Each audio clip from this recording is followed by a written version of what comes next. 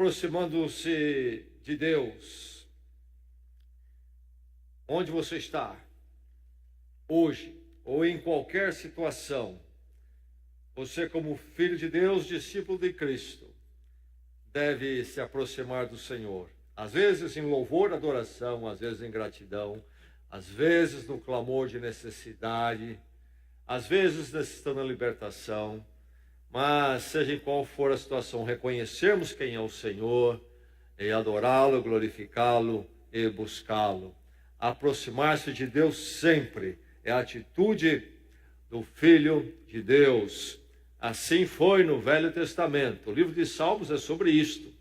A aproximação de Deus, povo de Deus se aproximando do seu Deus. Vamos pensar um pouco mais no livro de Salmos então nesta noite, hoje focando no Salmo 130. 130 é o nosso salmo, a porção da palavra para a sua vida. E antes de lermos este salmo, vamos recordar o menor dos salmos. O grande convite para todos, não só o povo de Israel, mas todos os povos, buscarem o Senhor, louvá-lo e reconhecer quem Ele é. Grande em amor, amor leal e em fidelidade. Grande proclamação que deve acontecer agora também aqui nesta noite. Salmo 117. Antes de lermos o Salmo 130, vamos confessar o Salmo 117 juntos. Louvem o Senhor todas as nações, exaltem-no todos os povos, porque imenso é o seu amor leal por nós, e a fidelidade do Senhor dura para sempre. Aleluia.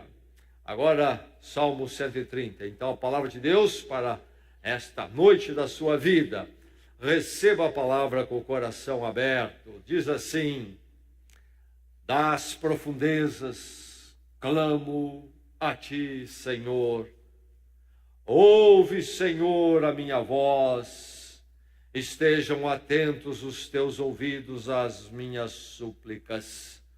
Se tu, soberano Senhor, registrasses os pecados, quem escaparia? Mas contigo está o perdão para que sejas temido. Espero no Senhor com todo o meu ser, e na sua palavra ponho a minha esperança. Espero pelo Senhor mais do que as sentinelas pela manhã. Sim, mais do que as sentinelas esperam pela manhã. Ponha a sua esperança no Senhor, ó Israel, pois no Senhor há amor leal e plena redenção. Ele próprio redimirá Israel de todas as suas culpas. Esta é a palavra do Senhor.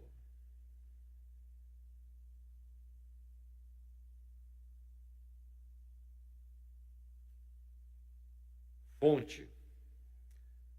Fonte é a palavra que nós usamos primeiramente para a água.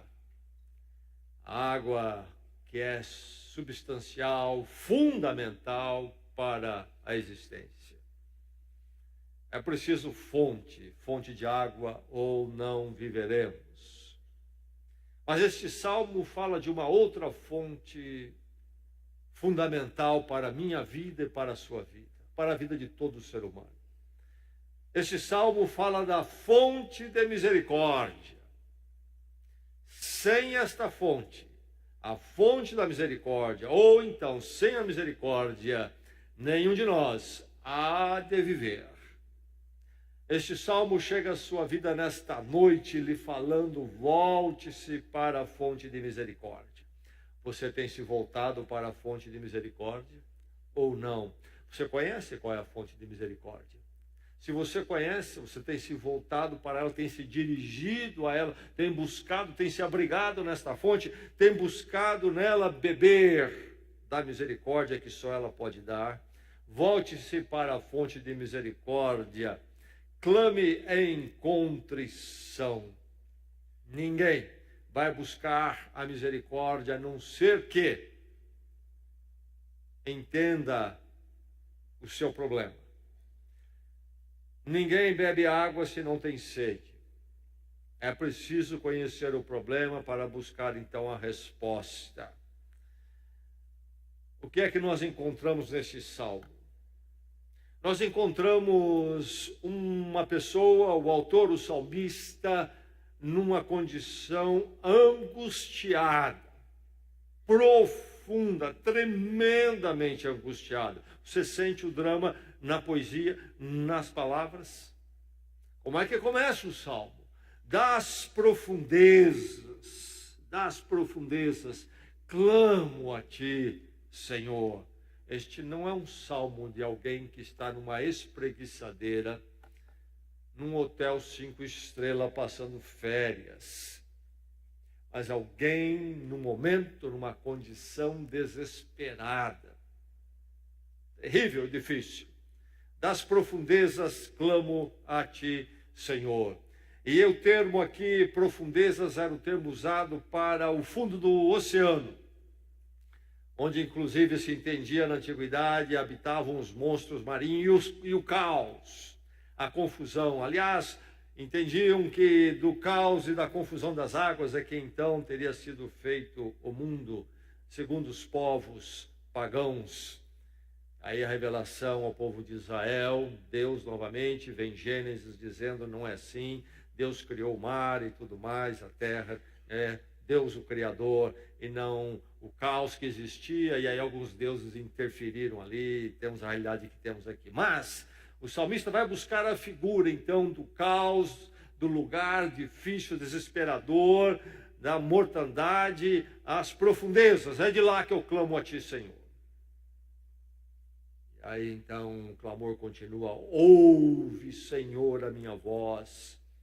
Talvez até lembrando aqui o profeta Jonas.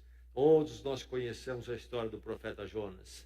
Aquele que foi o profeta desobediente, fugitivo, que é apanhado na sua fuga pela intervenção de Deus, acaba no ventre de um grande peixe. E lá está ele, nas entranhas desse grande peixe, onde? Nas profundezas do mar. É de lá que Jonas, no capítulo 4, faz aquela oração tremenda. Vale a pena ler a oração, não é mesmo, de Jonas, como carecemos dela. É um quadro parecido com esse. Das profundezas clamo a ti, Senhor. Ouve, Senhor, a minha voz. Estejam atentos os teus ouvidos às minhas súplicas. Veja as palavras fortes aqui. Fala de um coração em tormento, em dificuldades. Mas é maravilhoso que se pode clamar da profundeza. Não importa quão fundo seja situação, condição, Deus pode escutar. Isto é maravilhoso. Mas aqui então temos o quê? Uma pessoa nessas profundezas. Que profundezas são essas? Uma doença, uma enfermidade, falta de dinheiro? Não, não. O Salmo não é sobre isso, não é sobre essas profundezas. Aqui se trata das profundezas do pecado, da culpa, do fracasso diante de Deus.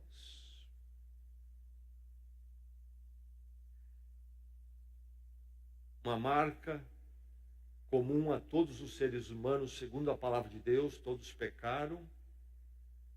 E uma marca comum a todos os seres humanos de conhecimento de todo ser humano e de nós aqui também, ou não. Somos fracassados moralmente ou não somos? Quantos perfeitos em intenções, pensamentos, palavras e ações que você conhece?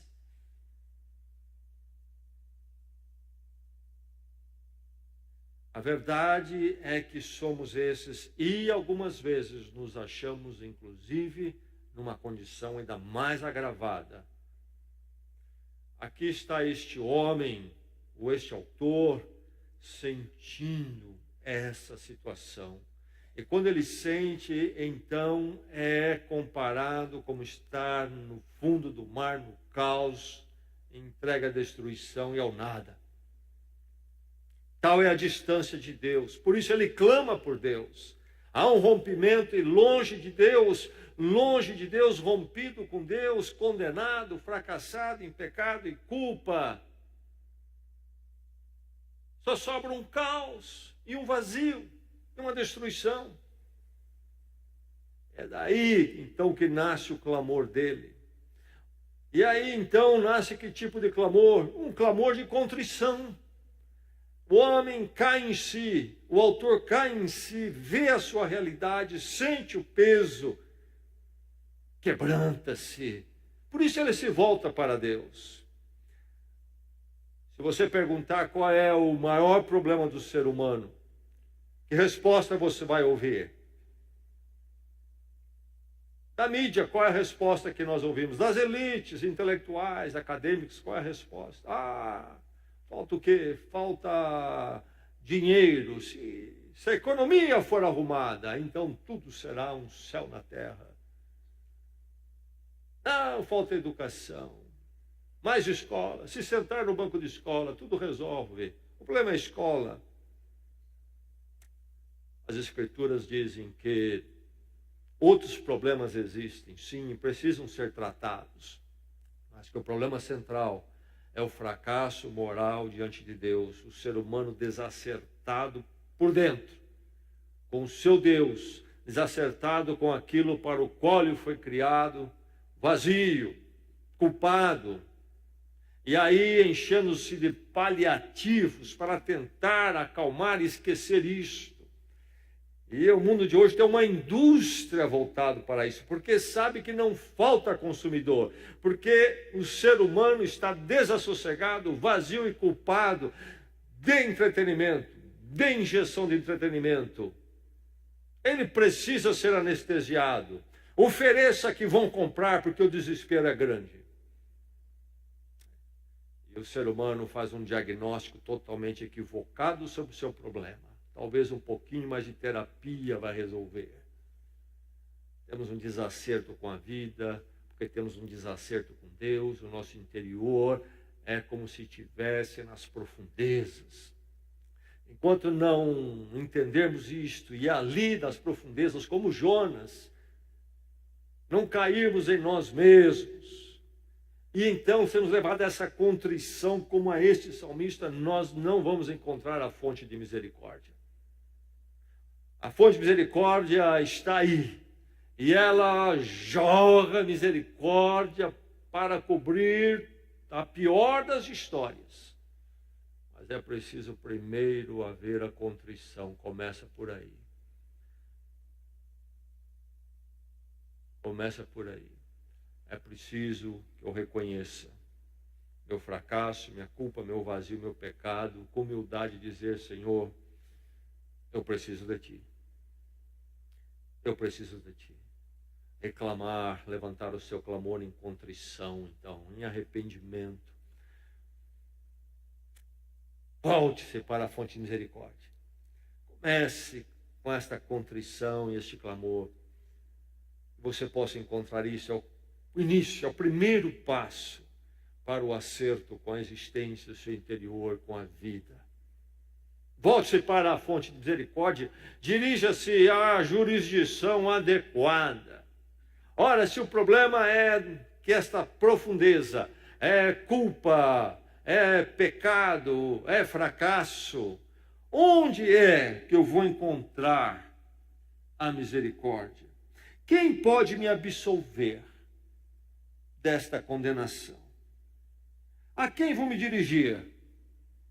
Ao meu terapeuta? Ele tem poder para olhar para o ser humano e dizer: você está perdoado. Ou então ele tem o poder para me dar uma série de reflexões e com isso libertar-me de toda a culpa. Vou me voltar para o médico. Com todo o seu arsenal farmacêutico à disposição, ele tem algum remédio que resolve isso aí. Vou falar com o pastor, ele é um homem religioso, o padre, quem sabe. E conversando com eles, então, eles têm algum poder mágico, sobrenatural, de resolver esse negócio. Onde está a corte, diante da qual eu posso encontrar esta fonte de misericórdia, minha resolução? É preciso ir à fonte adequada. Verso 3, se tu, soberano Senhor, registrasse os pecados, quem escaparia? Mas aí o verso 4, mas contigo está o perdão, para que sejas temido. A palavra pecados aqui, e na raiz do hebraico, a ideia de entortar, curvar, virar ao contrário, torcer, raiz que ilustra bem a ideia do pecado. Algo que deu errado, foi feito errado, está torto, está curvo, está virado, está torcido. Nossos atos torcidos, errados, contorcidos, totalmente fora do que deveriam ser. E vem a pergunta retórica. Sabe o que é a pergunta retórica, não sabe? Qual é a pergunta retórica dele aqui? Se tu, soberano Senhor, registrasse os pecados, quem escaparia? É uma pergunta. É uma pergunta que não é uma pergunta. É pergunta retórica. É aquela que as mães sabem usar muito bem. O tipo de pergunta, a pergunta retórica. Qual a mãe que não usa? Eu não te falei para fazer isso. A mãe não está perguntando se ela falou ou não falou. O que ela quer dizer com essa pergunta? Eu falei. Se tu, soberano Senhor, registrasse os pecados, quem escaparia? Pergunta retórica é aquela que é feita sabendo que a resposta é de conhecimento de quem pergunta e de quem ouve. Portanto, ela busca afirmar uma verdade comum, de conhecimento comum. Quem escaparia, Senhor? Ninguém. É óbvio. Se o Senhor registrasse os pecados e contasse e colocasse sobre nós, ninguém escaparia. Mas eu conheço uma pessoa muito boazinha, não escaparia também. Eu conheço um religioso, não escaparia também. E não tem evolução espírita que amenize isto. E não tem caridade de ética cristã que elimine isso também. Ninguém escapa. É grande demais o problema. É grande demais o problema. Mas, verso 4. Que conjunção maravilhosa é essa. Mas, adversativa, ao contrário. Uma ideia contrária. Se o verso 3 afirma que ninguém escaparia, o verso 4 vai afirmar o quê? Contigo está o perdão. Nosso Deus, o Deus das Escrituras, o Deus revelado em Jesus Cristo, é um Deus no qual habita o perdão. Você ouviu isso? Em Deus está o perdão. Ele é autoridade única, só Ele tem o perdão. Quando diz que o perdão está em Deus, também o Salmo aqui está dizendo que somente nele está o perdão, em mais nada, em mais ninguém. Ele é a jurisdição adequada. Esse tormento que vai na sua alma será resolvido quando você se dirigir à jurisdição adequada. Deus, com seu clamor de contrição, chegar ao fundo das profundezas, entender que você está no fundo, e somente a misericórdia de Deus e você clamar por ela. O Senhor conhece a minha história é difícil, é conturbada, é realmente o caos emocional, existencial. Onde encontrar o alívio? Onde encontrar perdão? No Senhor. Mas veja só, este perdão, que quando encontramos, nos leva à reverência. Não se trata aqui de mera formalidade ou mecânica, mas o verdadeiro encontro comigo mesmo, quem eu sou, um ser das profundezas. E como Deus que tem o perdão. E esse encontro, então, quando resulta na minha vida a reverência, contigo está o perdão para que sejas temido. Ninguém que realmente se dirigiu a Deus de verdade não saiu de lá o cultuando e adorando. Volte-se para a fonte de misericórdia. Para onde você está indo? Para onde você está se voltando? Onde? É para a fonte de misericórdia. Aquela fonte que você está bebendo, na qual você está buscando, tem misericórdia lá. Lá está a autoridade do perdão. Lá está aquele que tem a jurisdição do perdão. Vá à fonte de misericórdia, volte-se para ela. Aguarde a restauração. E posse desse perdão, no encontro com esse perdão, é que o salmista diz: espero no Senhor com todo o meu ser. Na sua palavra ponho a minha esperança. Espero pelo Senhor mais do que as sentinelas pela manhã. E aí ele busca esta metáfora da sentinela do vigia militar. Poderia ser na segurança da cidade, a muralha, as torres, como era na antiguidade. Na torre e na muralha ficava a sentinela, olhando, se vinha o inimigo para atacar. Ou então, no acampamento militar, tropas no campo de batalha, acampado. Soldados vão dormir, mas não sem apontar alguns deles que haverão de se revezar na vigília da noite, verificando que o inimigo não chegue de surpresa e os apanhe e os leve à mortandade. Ele vai buscar essa figura, a figura da sentinela militar. E ele diz: eu espero mais do que os sentinelas esperam pela manhã. Conversei uma vez com um homem que foi servir na Segunda Guerra Mundial na Europa. E ele esteve lá na frente, no campo de batalha mesmo. E ele me disse: Gessé, quando você está na trincheira naquela noite densa, está vigiando, pode de uma hora para outra o inimigo surgir, pular das trevas para cima de você, começarem a atacar. Vem lá de forma oculta, camuflada e surge. Ou então, quando nós saíamos em patrulha, 5, 6 de nós, em geral um sargento, depois os outros soldados, e com a ordem de ficarmos espaçados, não caminhamos juntinhos, porque se alguma emboscada encontrássemos à noite, não apanhasse todos nós ao mesmo tempo e acabasse com todos nós. Então, 5 passos pelo menos de distância entre os 5 componentes da patrulha.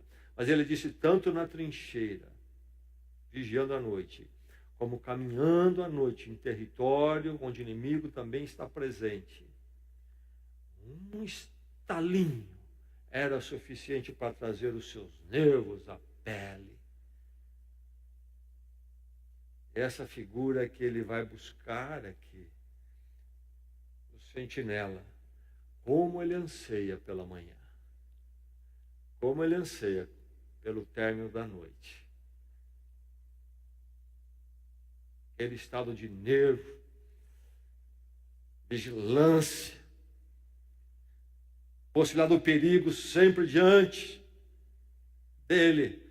O sentinela anseia pela luz do sol.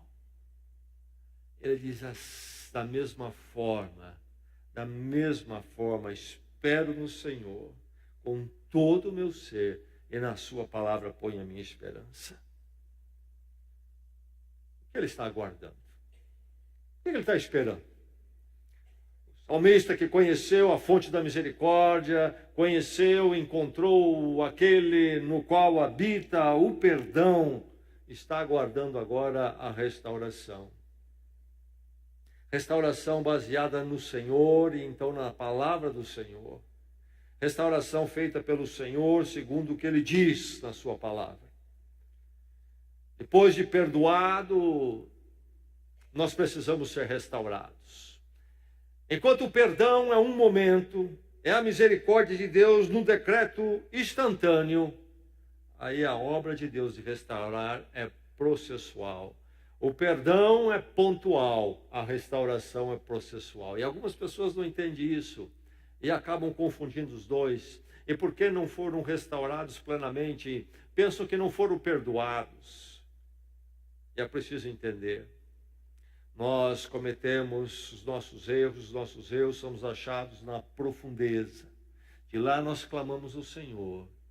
Estamos pesados, culpados e vazios, e conturbados, tumultuados. Deus vem e nos perdoa. Mas sabe, nós enrolamos muitas vezes um novelo por muito tempo. E agora precisa desenrolar. E vai levar tempo também. Mas se somos perdoados e agora encontramos este perdão que nos leva à reverência a Deus, vamos caminhar com Ele e Deus vai então nos restaurar, e nos restaurar, nos restaurar. Há um tempo, há um momento, há um caminho, há um processo. Por exemplo, se eu caí nas profundezas de tal forma que o pecado, inclusive, me levou a perder a credibilidade com todas as pessoas. Eu clamo das profundezas, Deus me perdoa, porque Ele é a fonte de misericórdia. Mas sabe, a credibilidade com as pessoas vai tomar tempo agora. Quando as pessoas verem que realmente você agora teme a Deus porque encontrou nele o perdão, e aquilo então leva você a viver uma vida no temor do Senhor, uma vida diferente daquela que levou você a perder a credibilidade. E as pessoas veem isso um dia, veem isso 2 dias, veem isso 3 dias. Elas começam a crer que realmente você teve um encontro com Deus. Mas não totalmente ainda. Aí vem o 4º dia, o 5º dia, e a credibilidade volta um pouco. E às vezes pode levar 6 meses, 1 ano, 2 anos. Enfim, um exemplo apenas de restauração processual. Eu aguardo esta restauração que a palavra de Deus vai fazer em mim. Mas, não somente a restauração externa, mas a interna também. O salva-vida na praia viu o sujeito atrevido que entrou no mar, numa distância e situação para a qual ele não estava preparado. E lá está o nosso nadador desesperado, gritando por socorro. E o salva-vida então foi na direção dele. Quando chega para resgatá-lo, o sujeito já tinha bebido muita água. O salva-vida passa a mão nele, o braço em volta, e vem o arrastando até a praia. E eu vi isso pessoalmente. Deixa o sujeito na areia, praticamente inerte. E aí começa a pressionar o seu peito, o seu tórax, e a água pula pela boca. Vaza pela boca. Sabe o que o salva-vida fez? Ele fez um resgate, não é isso? Ele é um redentor, não é isso? Fez uma redenção, um resgate. O que ele fez? Primeiro ele tirou o sujeito do oceano. Primeiro ele tirou o sujeito da água. E agora, o que ele está fazendo? Está tirando a água, o oceano do sujeito. Quando Deus nos perdoa, Ele nos tira. Nos tira do pecado, da culpa, dessa profundeza. Depois Ele começa a nos restaurar e a tirar tudo isso que nos impregnou. Espero no Senhor, espero na Sua palavra, essa palavra que vai trabalhando. O pecado deixou marcas, consequências no nosso interior e precisa ser tratado por Deus. Então, volte-se para a fonte de misericórdia, aguarde a restauração. Volte-se para a fonte de misericórdia, afirme a redenção graciosa. Você nota que nos versos 7 e 8 muda a pessoa, então muda o verbo.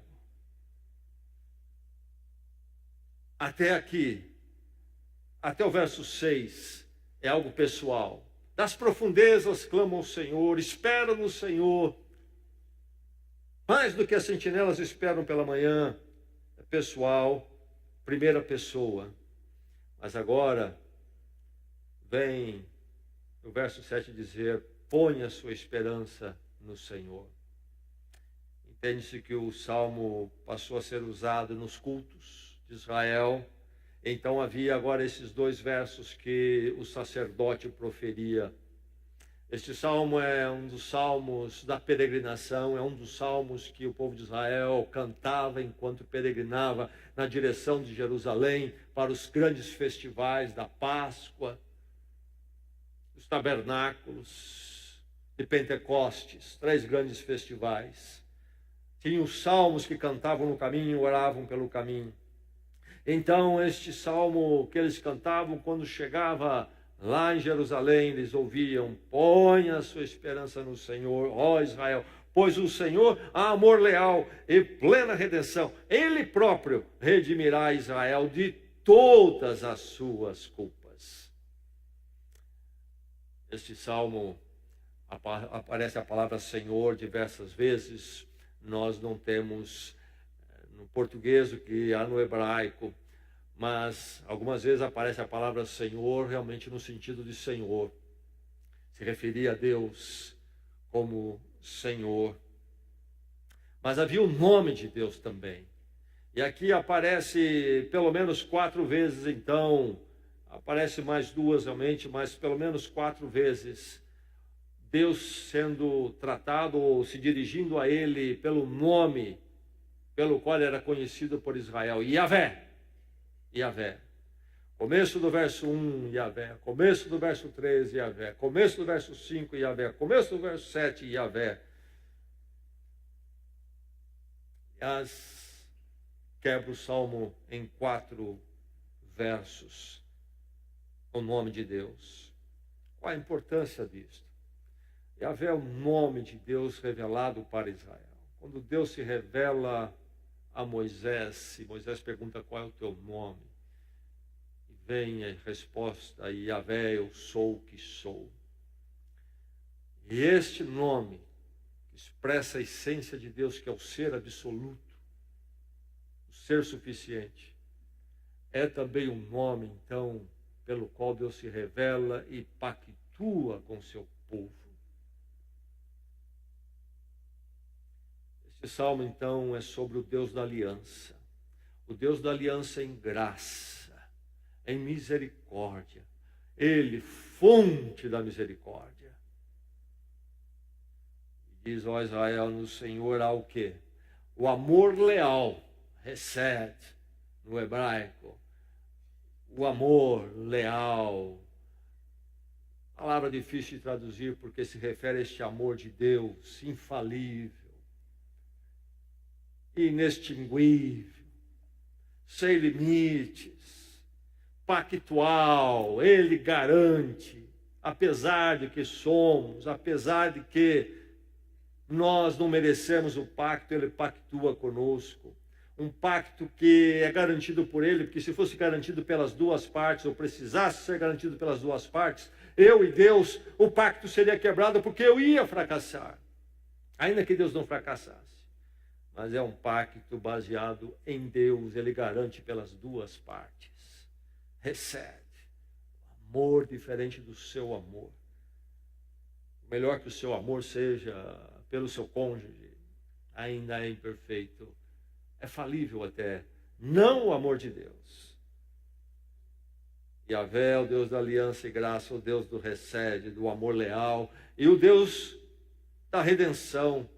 Nele há amor leal, porque amor leal há plena redenção, resgate. Lá está a pessoa caída no asfalto, vai morrer, está ferida. Chama o resgate. O nome que damos para ambulância, como paramédicos ou até médico, que vem para tirar a pessoa de um sentido, numa condição destrutiva, de perecimento, para trazê-la à vida outra vez. Redenção, resgate. Deus é redentor, é o Deus da redenção. Yahvé, aquele que tem o amor leal, Deus que pactua neste amor infalível, e então Deus que tem a plena redenção, não uma parte. Deus há de redimi-lo da profundeza. Numa parte, outra parte você vai fazer. Não, nele está o perdão. E por isso nele está a redenção plena. Afirme a redenção graciosa deste Deus Redentor que conhecemos tão bem em Jesus Cristo.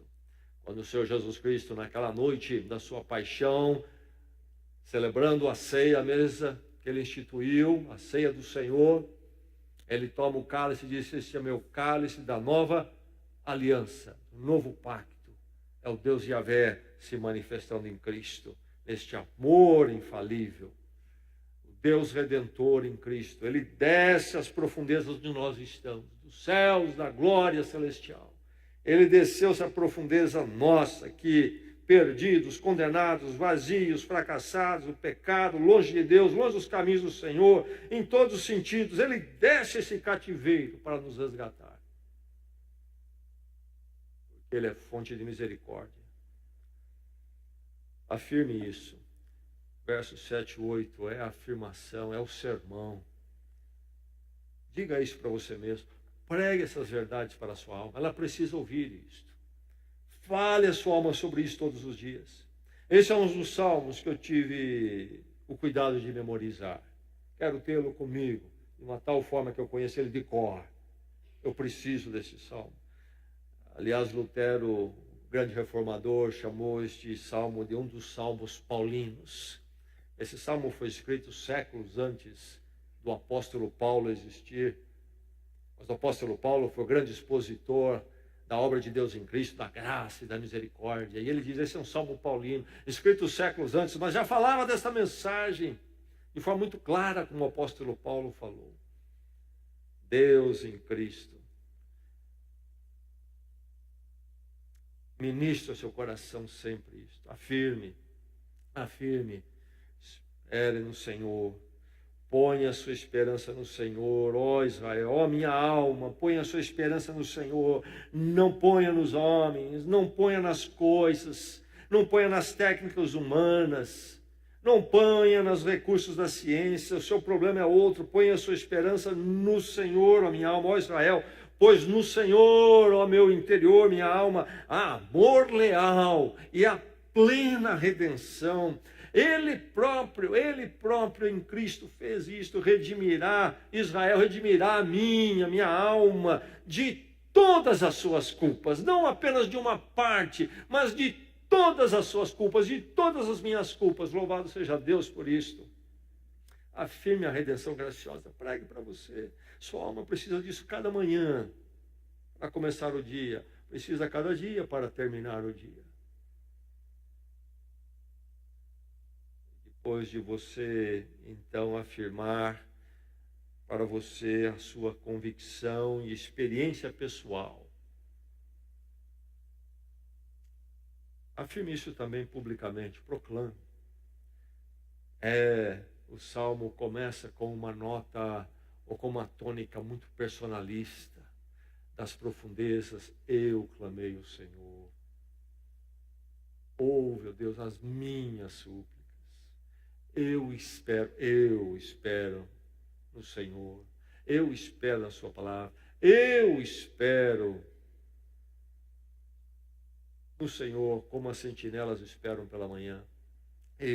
A minha experiência é pessoal, é sim.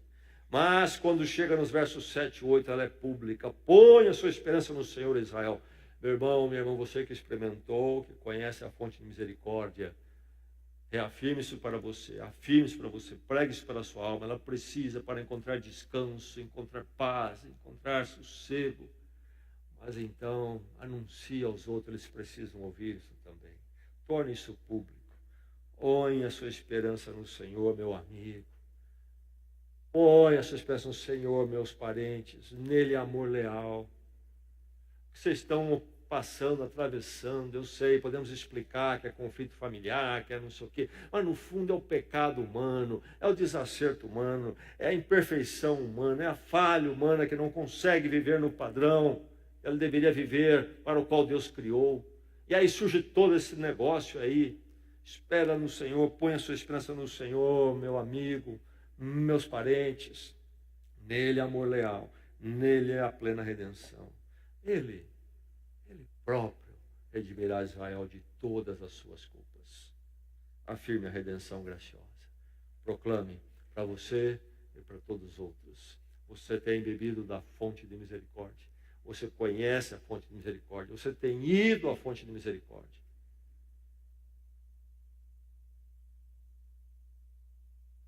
Vamos orar, nos à presença do Senhor.